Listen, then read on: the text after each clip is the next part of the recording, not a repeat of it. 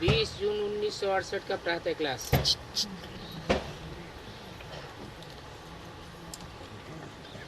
बाप का पहला पहला सबक क्या है?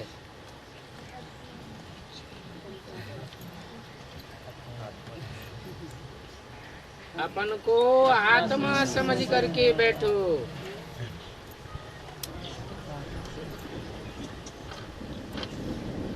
ये है मन मना भव का फाउंडेशन।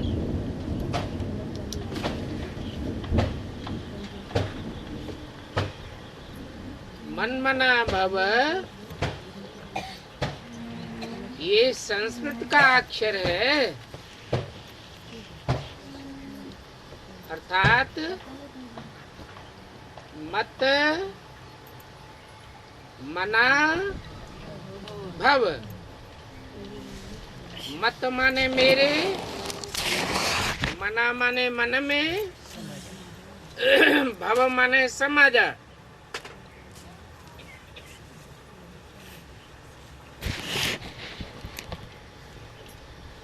अब सुप्रीम सोल का मन होता है क्या?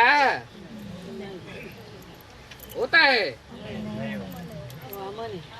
उसको तो मन होता ही नहीं जो चलाए मानी करे।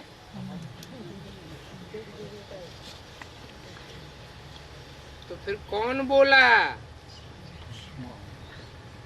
वो सुप्रीम सोल मनुष्य सृष्टि के जिस बीज रूप बाप में प्रवेश करता है उसके द्वारा बोला मन मना भव, मेरे मन में समा जा।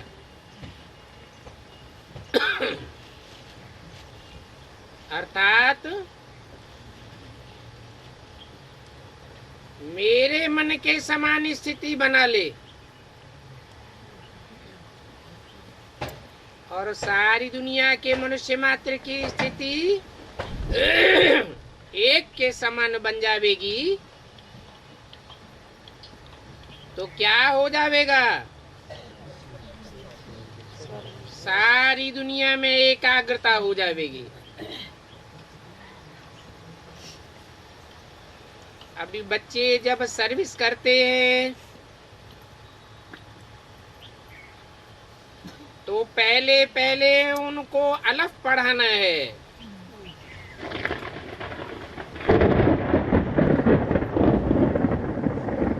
अलफ अर्थात खड़ा हुआ डंडा।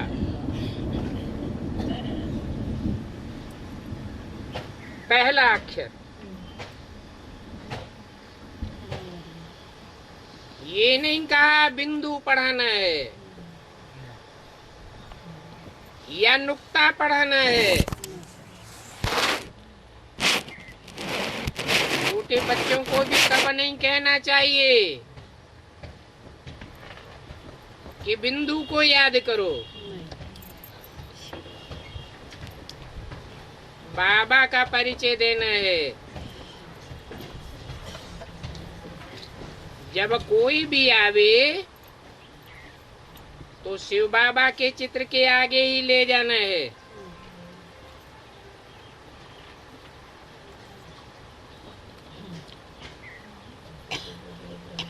जो प्राइमरी शिक्षा लेने वाले ब्राह्मण हैं वो शिव बाबा बिंदी को कहेंगे, परंतु बिंदी का तो कोई चित्र ही नहीं होता। बिंदी चित्र है या विचित्र है? वो तो विचित्र हो गया, चित्र के विपरीत। उसका चित्र नहीं खींचा जा सकता। तो ये कहना कि ज्योति बिंदु शिव के चित्र के सामने ले जाना है, ये रंग हो जाता है। शिव बाबा के सामने ले जाना है। शिव बिंदी का नाम है और बाबा साकार का नाम है। वो सदा शिव कोई मुकर्रर साकार रथ में प्रवेश करता है, वो अलफ है।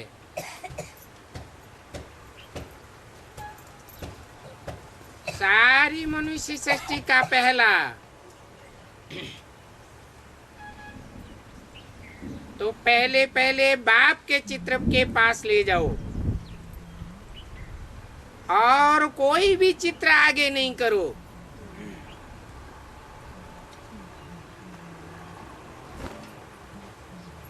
भक्ति मार्ग में फिर गुरु का चित्र आगे रख देते हैं।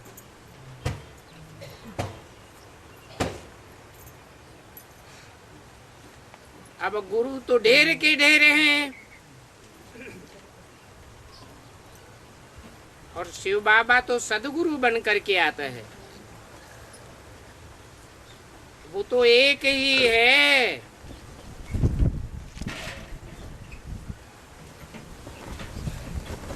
तो जिनको भी समझाओ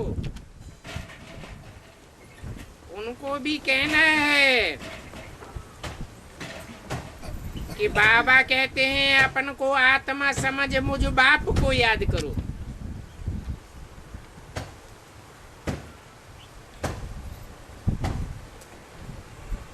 मैं तुम्हारा सुप्रीम बाप भी हूं।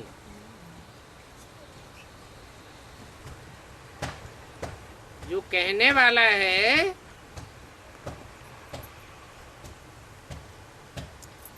वो बोलता है मुकर्रर रथ के द्वारा मैं तुम्हारा सुप्रीम बाप भी हूं,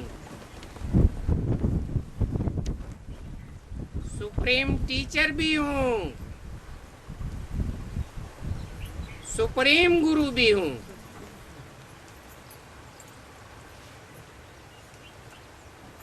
सभी को ये सबक सिखाना है। शुरुआत भी वहां से करनी है। अपन को आत्मा समझ और बाप को याद करो, क्योंकि तुम जो पतित बने हो उनको फिर पावन सतो प्रधान बनना है।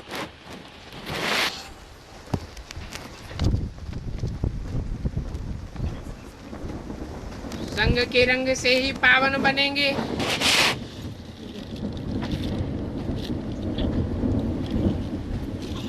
और पतित के संग से तो पावन नहीं बनेंगे।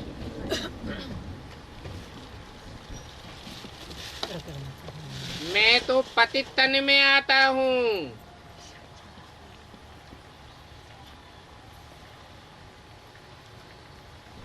पतित मन में आता हूँ। मन रेव आत्मा कहा जाता है।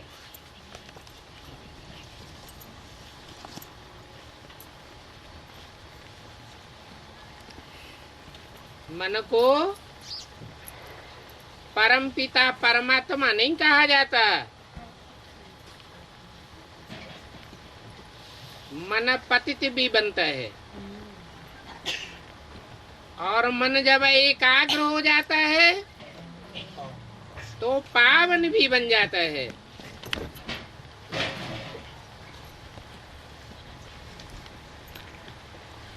तो मुझ बाप को याद करो जो सदा शिव है,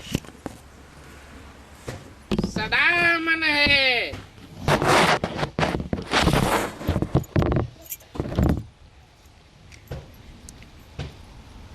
क्योंकि तुम जो पतित बने हो उनको ही फिर पावन सतो प्रधान बनना है। तो पहले पहले ये सबक जरूर चाहिए।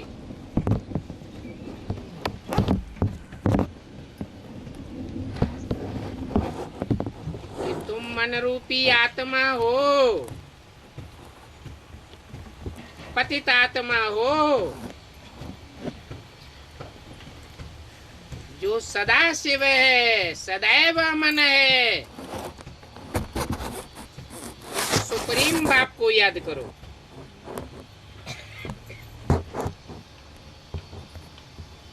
इस एक बात में सब बातें आ जाती हैं।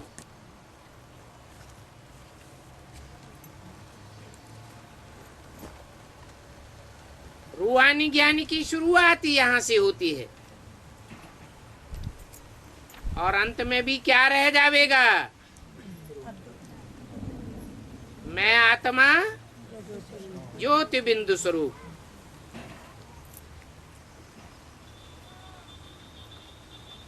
सभी कोई ऐसे करते नहीं है।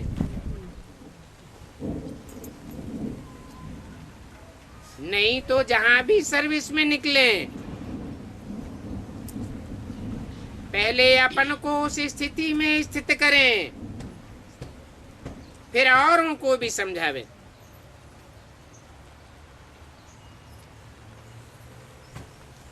तो बाबा कहते हैं पहले पहले शिव बाबा के चित्र पर ले जाना है।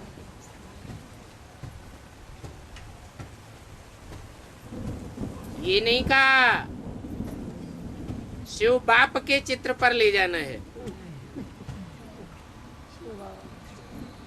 शिव बाप है बिंदु बिंदु आत्माओं का बाप। उसके साथ कोई दूसरा संबंध नहीं बनता। बाबा का भी संबंध तब बनता है जब शरीर में प्रवेश करते हैं। बाबा माने ग्रैंडफादर। तो शिव बाबा के चित्र पर ही ले जाना चाहिए।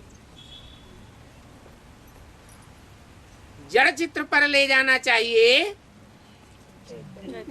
या बुद्धि को चैतन्य चित्र की तरफ मोल्ड कर देना चाहिए।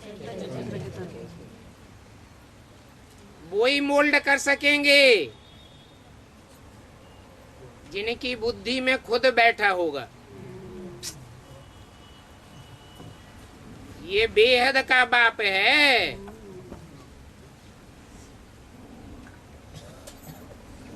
आत्माओं का भी बाप है और मनुष्यों का भी बाप है। दोनों बाप एक ही चित्र में इकट्ठे हैं। तो बाप कहते हैं माम एकम याद करो।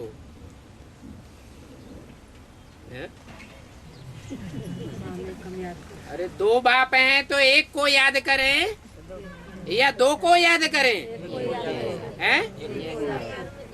याद तो एक को ही करना है जो सदा शिव है, जो रथधारी बाप है वो तो खुद ही पतित है। जब शिव बाबा कहते हैं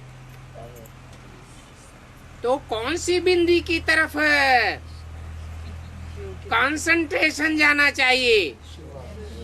शिव बाप की तरफ कंसंट्रेशन जाना चाहिए। बल तन पतित है परंतु उस पतित तन को भी कंट्रोल करने वाला कौन है? शिव बाप।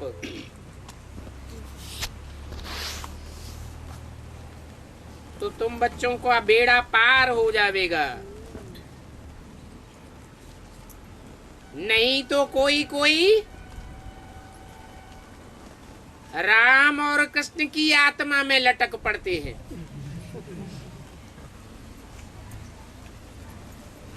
अरे राम और कृष्ण की आत्माएं तो खुद ही कलयुग के अंत में पतित बन जाती हैं। बुद्धि में उनके संग का रंग लगने से पावन नहीं बनेंगे। ऊंचते ऊंच जो एक बाप है और सदैव ऊंचते ऊंचे है, उस बाप को याद करना है। हाँ, ऊंचते ऊंच बाप जिस मुकर्रर रथ में प्रवेश करते हैं उस रथधारी को भी एक दिन ऊंचते ऊंच बनाई देते हैं। कैसा ऊंचते ऊंच? कि 33 करोड़ देवताओं में एक भी ऐसा नहीं है जिसकी ग्लानि न होती हो, परंतु जिस मुकर्रर रथ में बाप प्रवेश करते हैं उस रथधारी आत्मा को ऐसा ऊंचते ऊंच बनाते हैं जिसकी संसार में, शास्त्रों में, भक्ति मार्ग में कोई भी प्रकार की ग्लानि नहीं है।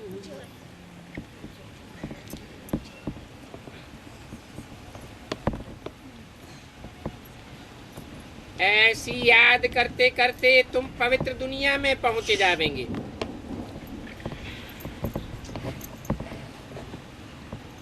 ये सबक कम से कम 3 मिनट तो क्या, घड़ी घड़ी पक्का कराना है। पूछते रहो, बाप को याद किया, अपन को आत्मा समझा। ये बाबा बाबा भी है और नई दुनिया का रचयिता भी है। सारी सृष्टि का रचयिता है।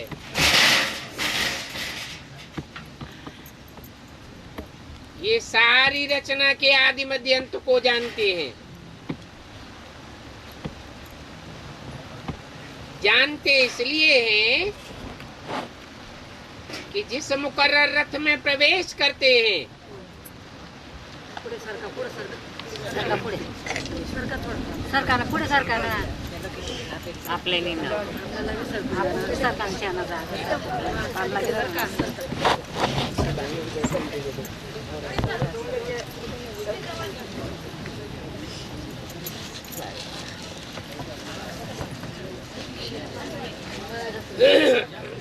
थोड़े भाई इधर आ जाओ।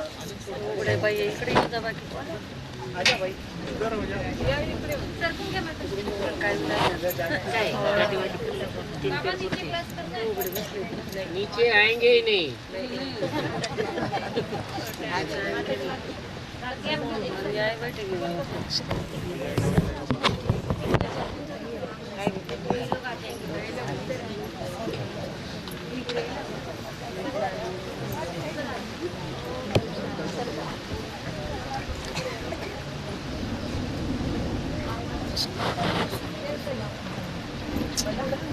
तो पहले पहले इस बात का निश्चय कराना है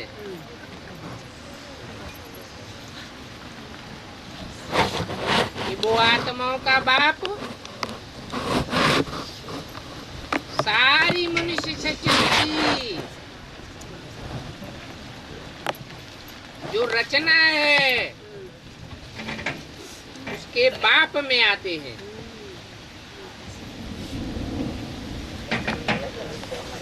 वो मनुष्य सृष्टि का बीज है।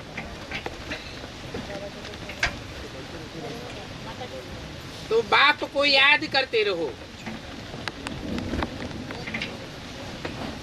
ये रचयिता और रचना की नॉलेज बाप ही देते हैं।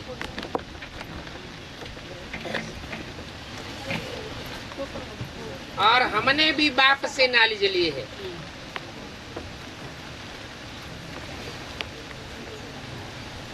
जो नॉलेज हम आपको देते हैं, हम कोई अपनी बात नहीं सुनाते हैं। पहला पहला मंत्र ही ये पक्का कराना है कि अपन को आत्मा समझ, आत्माओं के बाप को जो मनुष्य सृष्टि के बाप में आया हुआ है। सारी मनुष्य सृष्टि का रचयिता है। तो याद करो।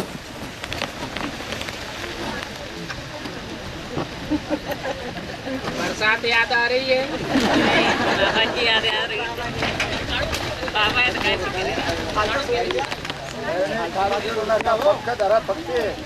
याद कुछ करे एकदम याद करो। बाबा नीचे एडजस्ट हो जाएगी किचन में वगैरह आ जाएंगे। आ जाएंगे।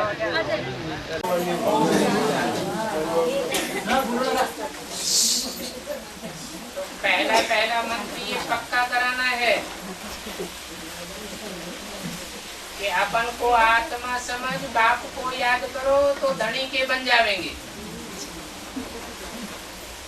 इस बात के ऊपर पहले समझाना है। जब तक यह बात न समझे तब तक एक कदम भी आगे नहीं बढ़ाना चाहिए। बाप का पूरा परिचय ही बुद्धि में नहीं बैठा तो समझो हमारे कुल का है ही नहीं।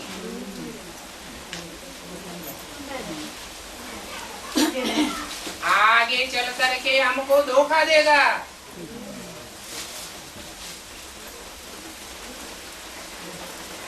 मनुष्य सृष्टि के दूसरे कुल में चला जाएगा। जैसे द्वापर युग से ढेर के ढेर देवताएं कन्वर्ट होकर के और धर्मों में चले गए और भारतवासियों को धोखा दे दिया।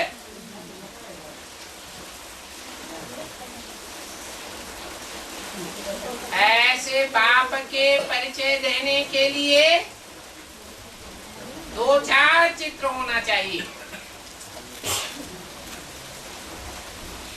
तो उन पर समझाने से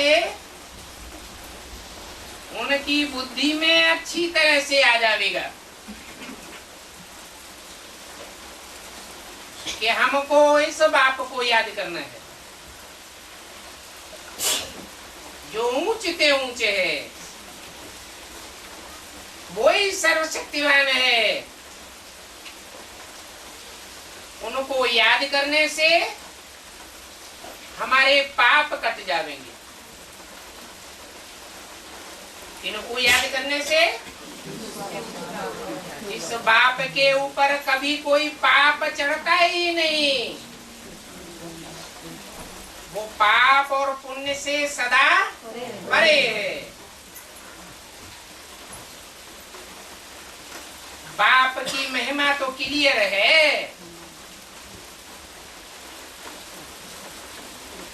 पहले ये जरूर समझाना चाहिए अपन को, आत्मा समझ माम एकम याद करो। मैं एक ही मुकर्रर रथ में आता हूँ, कोई दूजन में नहीं आता हूँ। न मैं सर्वव्यापी हूँ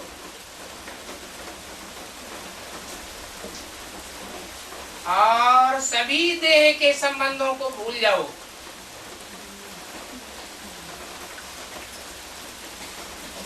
एक ही संबंध पक्का कर लो। एक के साथ हमारे सर्व संबंध हैं।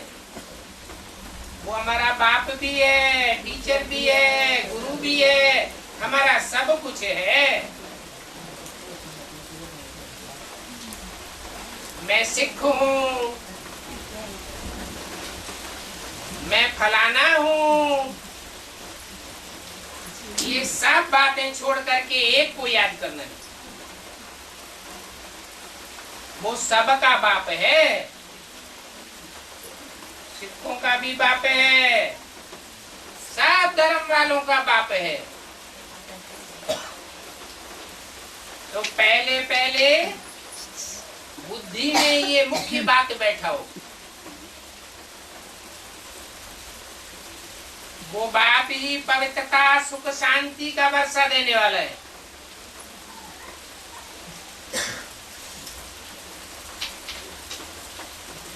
पवित्रता का सागर है, सुख का सागर है, शांति का सागर है। वो ही वर्षा देने वाला है।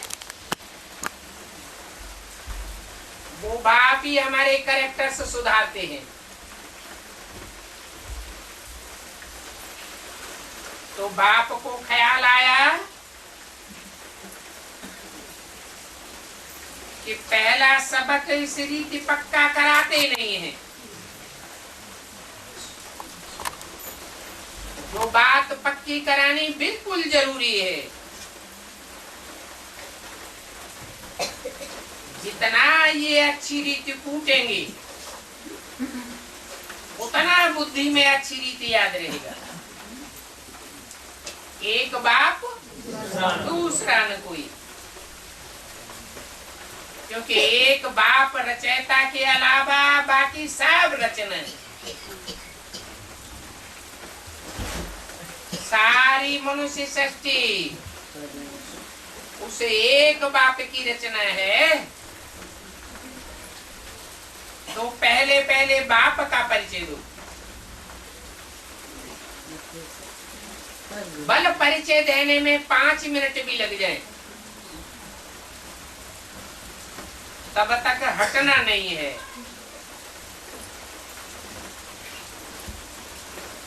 ऐसे समझावेंगे तो बहुत रुचि से बाप की महिमा सुनेंगे। ये बाप का चित्र ही मुख्य है।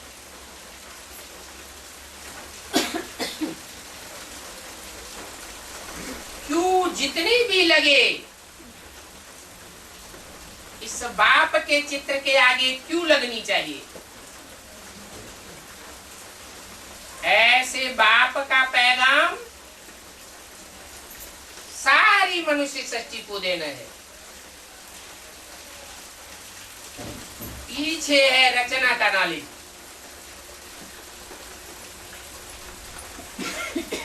ये चक्र कैसे फिरता है।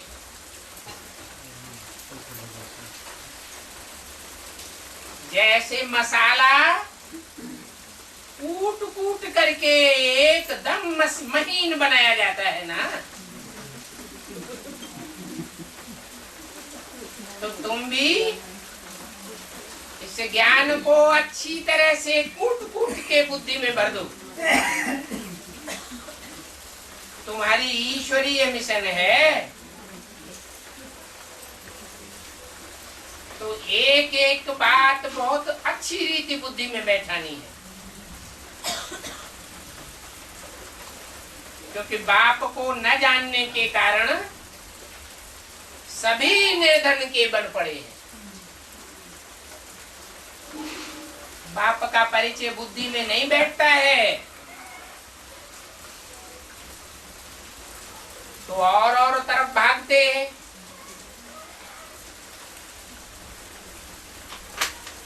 कोई किस विष्णु पार्टी में भागते हैं, कोई कहां भागते हैं। बुद्धि को ठिकाना पक्का मिला नहीं है ना।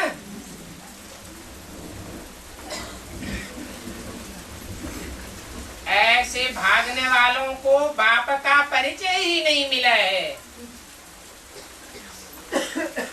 तो तिरकते रहते हैं। वो पूरा परिचय देना है।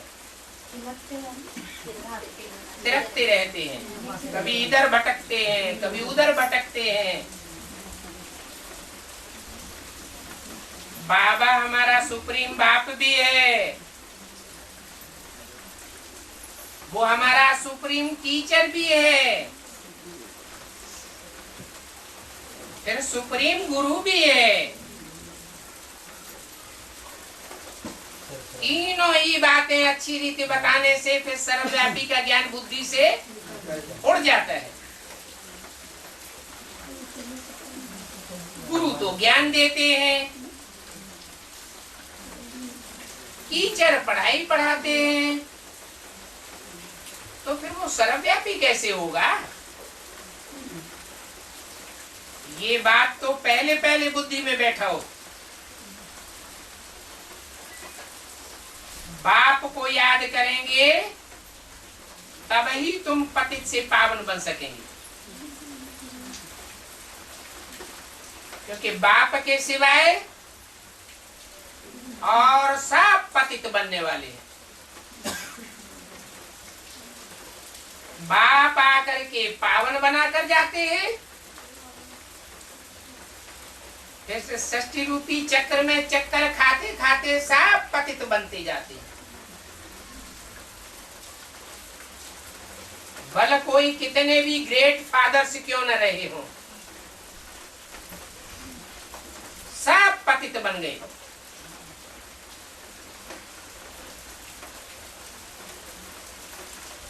दैवी गुण भी धारण करने हैं, तब ही सतो प्रधान बनेंगे।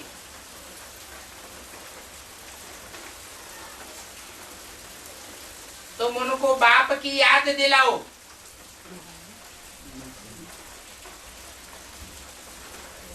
जा बाप भले स्वयं निर्गुण है, परंतु जिस मुकर्रर रथ में प्रवेश करते हैं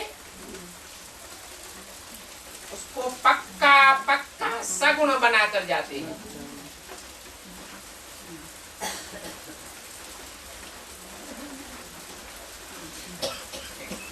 इस बात में तुम बच्चों का बहुत कल्याण है। ऐसा कल्याण औरों का करते रहेंगे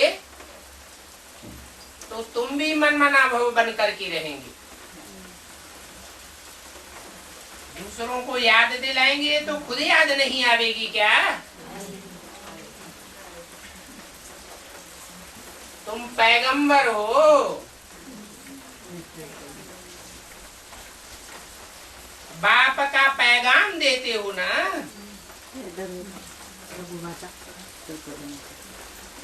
तो बाप का परिचय भी देना है। ऐसे ऊंचे ऊंचे बाप को याद करो। ये ऊंचे ऊंच और नीचे नीच वाली बात कोई परमधाम की बात नहीं है। कहाँ की बात है? साकारी दुनिया की बात है। भारत में तो क्या, सारी दुनिया में एक भी मनुष्य नहीं है जिसको ये पता हो कि हमारा बाबा हम सब आत्माओं का बाप भी है, सारी मनुष्य सृष्टि का बाप है और सारी मनुष्य सृष्टि को पढ़ाने वाला सुप्रीम टीचर है। सबकी सदगति करने वाला सदगुरु है।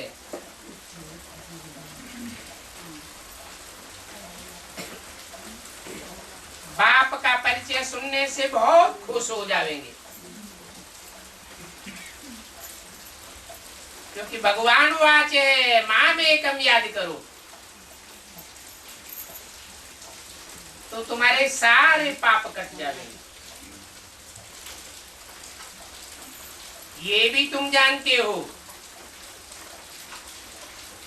गीता ज्ञान के बाद फिर होती है महाभारत लड़ाई।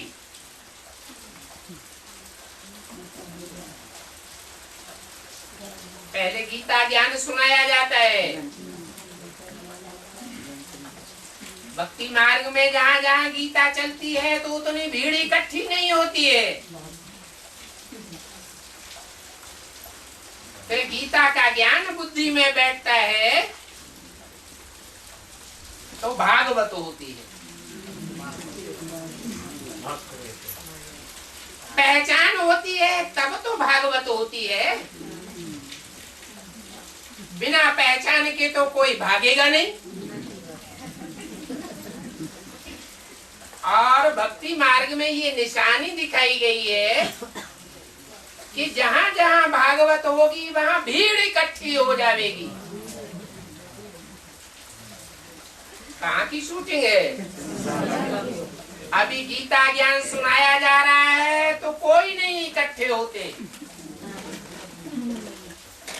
पब्लिक की भीड़ नहीं लगती है। भीड़ फिर भी भक्ति मार्ग के टंट घंट में लगी हुई है। फिर जब भागवत होगी तो भागवत का रिजल्ट क्या आवेगा? भागवत होगी, भागेंगे घर बार छोड़ छोड़ करके, तो फिर महाभारत युद्ध लग जाएगा।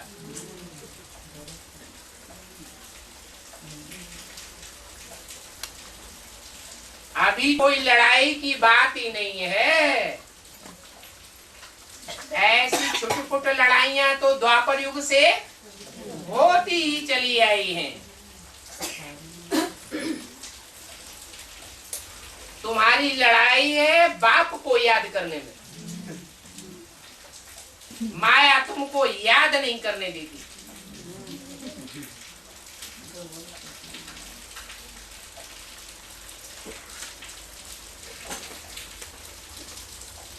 तो पढ़ाई तो अलग है। 20 जून 1968 की वाणी का दूसरा पेज। बाकी लड़ाई है याद में, क्योंकि सभी देह अभिमानी बन पड़े हैं। अपन को देह समझने से देह के संबंधी तो याद आते हैं, लेकिन विदेही बाप याद नहीं आता है। तुम अभी बनते हो देही अभिमानी, क्योंकि आत्मा देही का तुमको परिचय मिला है। इसलिए तुम ही हो बाप को याद करने वाले। पहले पहले ये पक्का कराओ कि वह बाप भी है, सारी मनुष्य सृष्टि का बाप है। उस मनुष्य सृष्टि के बाप में जो भी आत्माएं हैं उन सब का बाप आया हुआ है। वो टीचर बन करके एक एक बात के हिज्जे हिज्जे करके समझाता है। टीचर का काम क्या होता है? जो पद्य पोइट्री होती है, जो गद्य प्रोज होती है, प्रोज और पोइट्री की किताब होती है ना, उसके एक एक वाक्य का अर्थ करके समझाता है।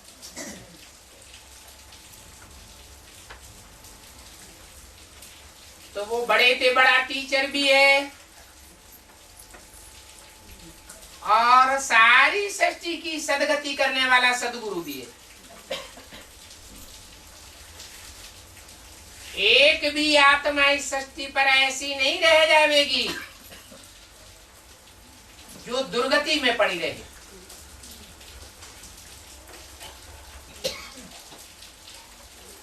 देव आत्माओं की तो बात ही छोड़ो, मनुष्य सृष्टि की जो भी मनुष्य आत्माएं हैं सबकी सदगति होती है। मनुष्य आत्माओं की भी बात छोड़ो,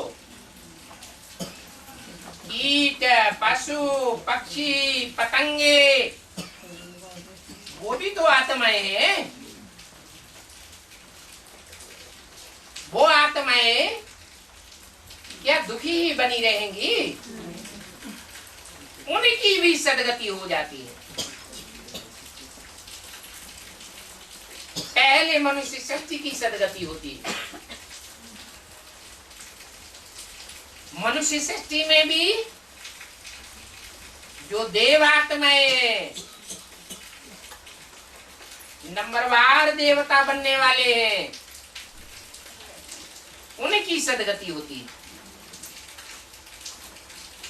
फिर सारी सृष्टि की सदगति होती है। तुम्हारी याद के प्रभाव से सारी सृष्टि के 5 तत्व भी सतगति में जाते हैं।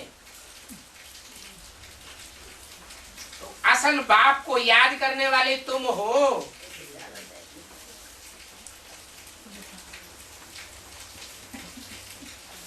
ऐसे बाप टीचर सदगुरु की बात हम सुने या मनुष्यों की बातें सुने? मनुष्य तो खुद की भी दुर्गति करते आए हैं और सारी सृष्टि की दुर्गति होती आई है। मनुष्य गुरुओं की बातें सुनते सुनते सारी दुनिया पतित हो गई। मनुष्य मत पर इतने सारे ढेर के ढेर शास्त्र बने हैं।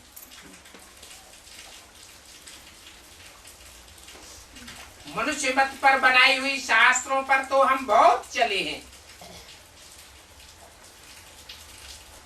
ये शास्त्र बनाए हैं मनुष्यों ने, उसको कहेंगे मनुष्य मत, न कि भगवान की मत।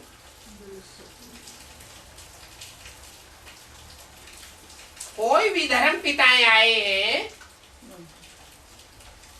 तो उन्होंने आकर के डायरेक्ट सुनाया है या शास्त्र बैठ करके सुनाए हैं? शास्त्र बैठ के सुनाए हैं।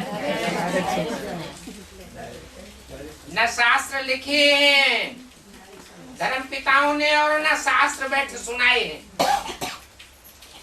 धर्म पिताओं के आने के बाद 200-400 वर्षों के बाद जब उनकी बहुत जनरेशन हो जाती है तब ये शास्त्र बनाए जाते हैं। उन मनुष्य धर्म पिताओं के फॉलोअर्स के द्वारा। ऐसे ही बाप जब इस सृष्टि पर आते हैं तो कोई शास्त्र लिख करके नहीं सुनाते हैं, वो तो डायरेक्ट मुख से सुनाते हैं।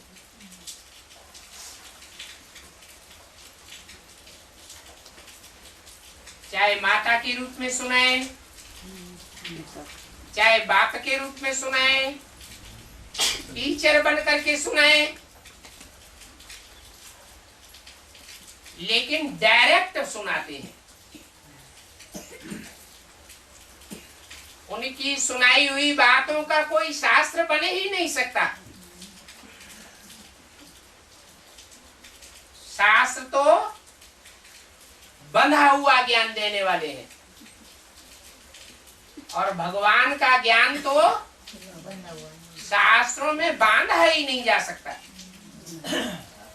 उसके लिए तो गायन है, सारे सागर की स्याही बनाओ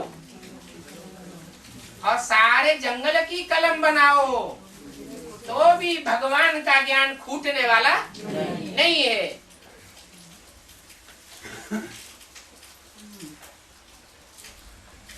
भगवान का ज्ञान सुनाने के लिए कोई भी शास्त्र की दरकार नहीं।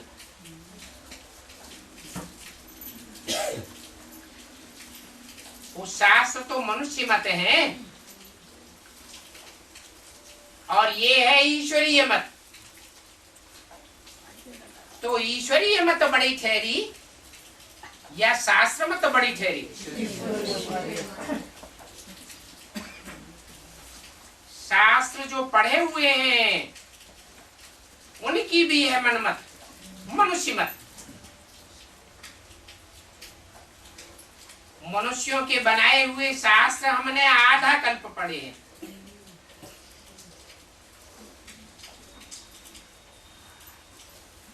मनुष्य है नंबरवार भ्रष्ट मत वाले, नंबरवार भ्रष्टाचारी, बुद्धि ही भ्रष्ट बन गई है। अभी हमको मिलती है ऊंचते ऊंच बाप की श्रीमत, तो श्रीमत पर चलने के लिए अपने को पक्का कर चुके हैं, क्योंकि हमें श्रेष्ठ से श्रेष्ठ देवता बनना है और मनुष्य को देवता सिवाय भगवान की और कोई बना ही नहीं सकता। हम यही सेवा करते हैं, क्या मनुष्य को देवता बनाने की सेवा करते हैं। ईश्वरीय मत पर चलो तो तुम्हारे सभी विकर्म विनाश हो जाएंगे और तुम देवता बन जाएंगे। बाप की ही ये श्रीमत है कि ऊंचे ऊंचे देवता बनने के लिए मुझे ऊंचे ऊंचे एक बाप को याद करो। षष्ठी का चक्र जो समझाते हैं ये भी ऊंचे ऊंचे बाप की मत है। तुम भी पवित्र बनेंगे और बाप को याद करेंगे तो बाप कहते हैं मैं साथ ले जाऊंगा। बाबा बेहद का रूहानी पंडा है। उस पांडव के बच्चे तुम सब पांडव हो। वो है पंडा, तुम हो पांडव। उनको बुलाते भी हैं हे पतित पावनाओ, हमको पावन बना करके इस पतित दुनिया से वापस ले चलो।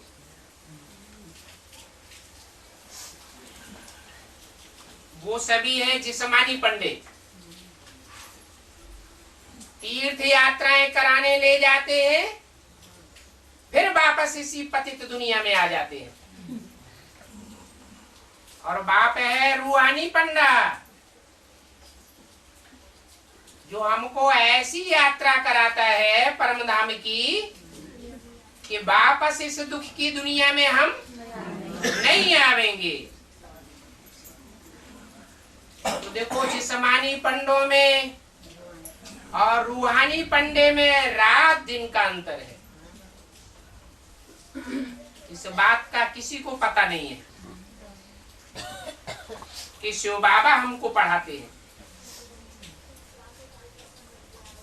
बाप तुम बच्चों को भी कहते हैं चलते फिरते उठते बैठते एक बाप को ही याद करते रहो।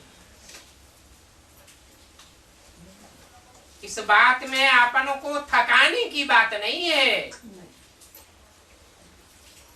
थकान होती है इससे साबित होता है कि तुमको प्रीति नहीं है। क्या अथक तब बनेंगे जब तुम्हारे अंदर बाप के लिए अच्छे तरीके से दिल की सच्ची प्रीति होगी। नहीं तो थकते रहेंगे। बाबा देखते हैं कि कब कब बच्चे सवेरे ही आकर के बैठते हैं, बहुत सवेरे आकर बैठ जाते हैं तो जरूर थक जाते होंगे, परंतु ये कोई थकने का मार्ग नहीं है। मेहनत तब अनुभव होती है जब मोहब्बत में नहीं होते। लौकिक दुनिया में भी जो मोहब्बत करने वाले होते हैं उनको रात रात भर नींद नहीं आती है। उनको थकान होती है क्या? तुम मोहब्बत में नहीं रहते हो तो थक जाते हो। ये तो सहज मार्ग है, नाम ये है सहज राजयोग। हठ पूर्वक तो बैठना ही नहीं है।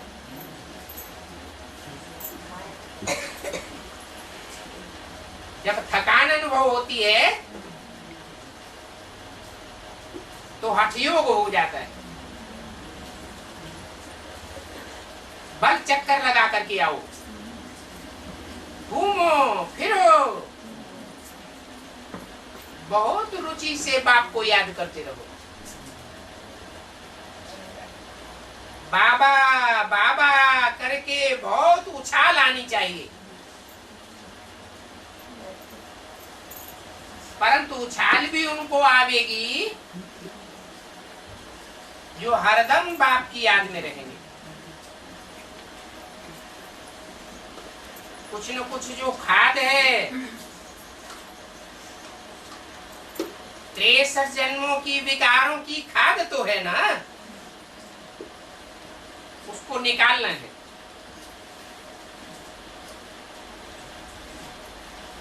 बाप के साथ अति प्यार हो तो वह अतीन्द्रिय सुख भी महसूस करे, परंतु माया बाप के साथ अति प्यार होने नहीं देती।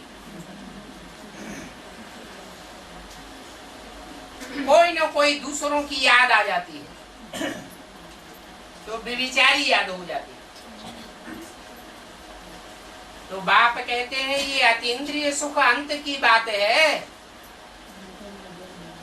जब अंत में तुम्हारी बुद्धि में बाप की याद का महत्व बैठ जाएगा, फिर तुम बाप की ही याद में लग जाओगे।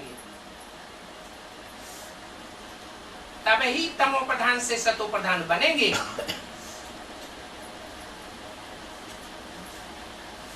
ये योगाग्नि है,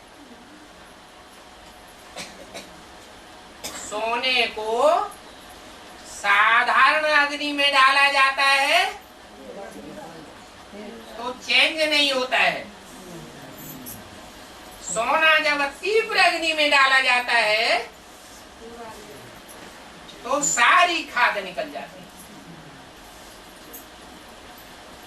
तुम्हारे अंदर भी याद की तीव्र अग्नि जलेगी तो सारी खाद निकल जाती है। फिर तुम्हारी खुशी का पारावार नहीं रहेगा। अतीन्द्रिय सुख में झूमते रहेंगे, सारी दुनिया हाय हाय करेगी और तुम अपनी मस्ती में मस्त रहेंगे।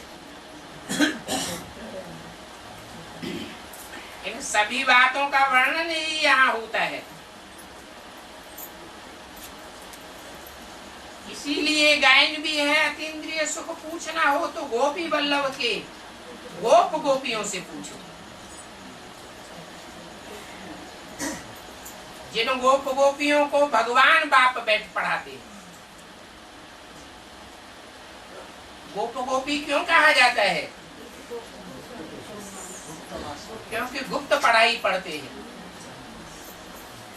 दुनिया वालों को इस पढ़ाई की श्रेष्ठता का पता ही नहीं है कि इनको भगवान बाप बैठ पढ़ाते हैं, जो कहते हैं मुझे याद करो। बाप की ही महिमा बताना, बाप को याद करके बाप से वर्षा लेना है। वो वर्षा देने वाला एक ही बाप है। गुरु से कोई को वर्षा नहीं मिलता है। सदगति का वर्षा तो एक ही बाप से मिलता है। वो एक ही बाप वर्षा देने वाला है।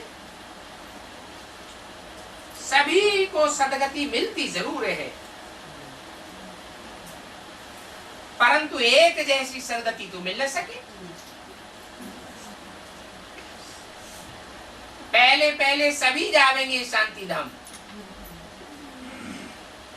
नंबरवार जावेंगे या एक साथ जावेंगे? नंबरवार जावेंगे तो नंबरवार सदगति मिलेगी। ये भी तुम्हारी बुद्धि में होना चाहिए। कि बाप पहले पहले हमको सदगति देते हैं और धर्म वालों को बाद में मिलती है। पहले पहले हम शांति धाम जावेंगे, पहले पहले हम सुख धाम जावेंगे। शांति धाम सुख धाम किसको कहा जाता है, ये तो तुम बच्चों को समझाया है। शांति धाम में सभी आत्माएं शांत स्वरूप होकर रहती हैं। वहां सुख नहीं होता है तो दुख भी नहीं होता है।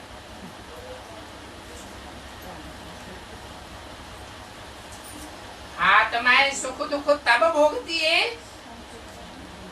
जब शरीर धारण करें। बिना शरीर के न सुख भोगा जाता है न दुख भोगा जाता है। बाप का धाम तो है स्वीट साइलेंस होम। जैसे सारा दिन कोई काम करके थक जाता है तो रात में गहरी नींद सो जाता है। उसे गहरी नींद में सुख मिलता है या दुख मिलता है? न सुख मिलता है न दुख मिलता है। जब स्वप्न की स्टेज में होते हैं तो सूक्ष्म शरीर से आत्मा इधर उधर विचरण करती है, कभी सुख भोगती है कभी दुख भोगती है। तो बाप के घर में तो शांति ही शांति है, वहां देह या देहभान तो होता ही नहीं है। नाम ही है sweet silence home, tower of silence. उस टावर ऑफ साइलेंस को कोई इन आंखों से नहीं देख सकता। कैसे देख सकता है? तीसरे नेत्र से देख सकता है। वो आत्माओं का धाम है ना, तो आत्मिक स्थिति में रहने वाला ही स्वीट साइलेंस होम का अनुभव कर सकता है। वो साइंस घमंडी इन आंखों से जो चीजें देखते हैं उन चीजों पर ही उनकी बुद्धि चलती है। स्वीट साइलेंस के बारे में वो कुछ भी नहीं जानते। आत्माओं को तो इन आंखों से देखा नहीं जा सकता। आत्माओं को भी नहीं देख सकते तो परमपिता परमात्मा को भी नहीं देख सकते। हाँ, बुद्धि से समझा जा सकता है, जबकि आत्मा को ही नहीं देख सकते हैं तो बाप को फिर इन आंखों से कैसे देखेंगे? ये समझ की बात है। इन आंखों से नहीं देखा जा सकता। इसलिए भगवान वाच है, मुझे याद करो तो तुम्हारे पाप भस्म हो जाएंगे। परंतु ये बात किसने कही है? वो समझ नहीं सकते हैं। वो समझते हैं कृष्ण के लिए। कृष्ण को कितना याद करते हैं। कृष्ण को याद करते करते दिन प्रतिदिन व्यभिचारी होते जाते हैं।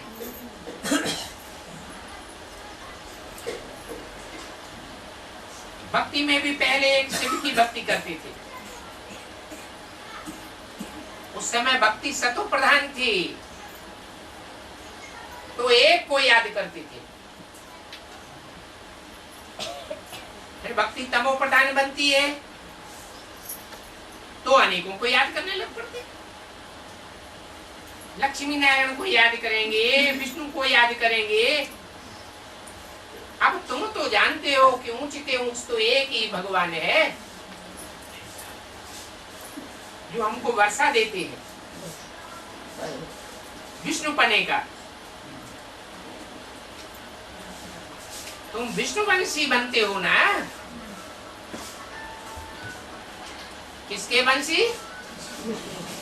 विष्णु के वंशी।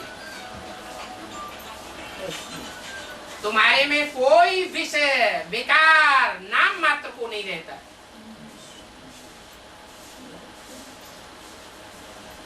माला बनती ही तब है जब पहला सबक अच्छी रीति पढ़ते।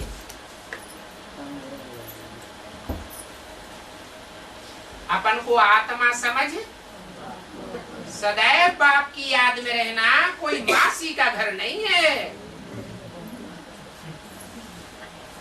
सभी तरफ से बुद्धि योग हटाए, एक तरफ बुद्धि योग को लगाना।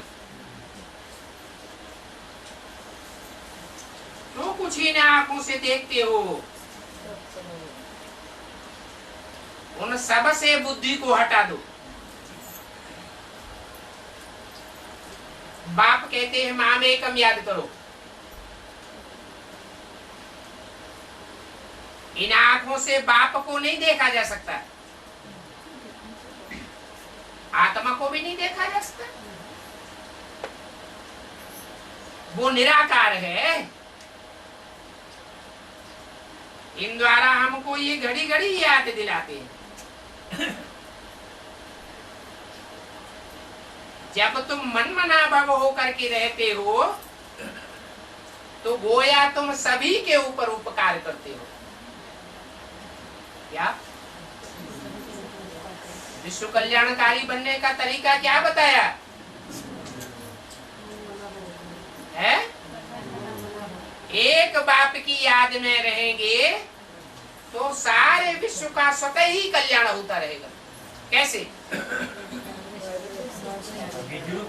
बाप सारी मनुष्य शक्ति का बीज है। बीज को पानी देंगे तो सारी दुनिया रूपी वृक्ष को पानी मिलता ही रहेगा। एक एक पत्ते को, टहनी को, जड़ को, तने को पानी देने की दरकार है ही नहीं। जब खाना पकाने वाले को भी कहते हैं कि शिव बाबा को याद करो, उस भोजन को जो जो खावेंगे सभी की बुद्धि में बाबा की याद बैठ जाएगी।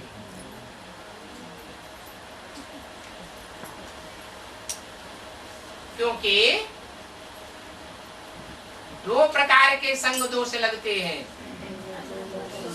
एक संग दोष और दूसरा अन्न दोष।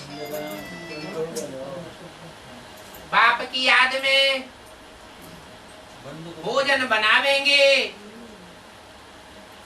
तो भोजन का संग बुद्धि में पड़ेगा।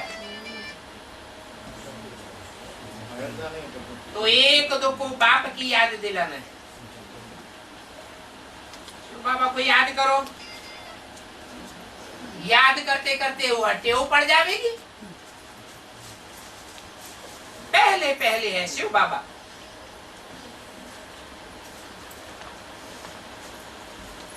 आगे चल करके बाबा ये चित्र आदि भी उड़ाते रहेंगे। क्या? आगे चल करके जैसे दुनिया से ये मंदिर, मस्जिद, गुरुद्वारे सब उड़ जाएंगे, ऐसे ये ढेर के ढेर चित्र सब उड़ जाएंगे। ये सब खत्म होने ही है। तो मुख्य बात है बाप की याद की। 20 जून 1968 की वाणी का 3रा पेज। बाप तो सभी बच्चों को याद करते हैं,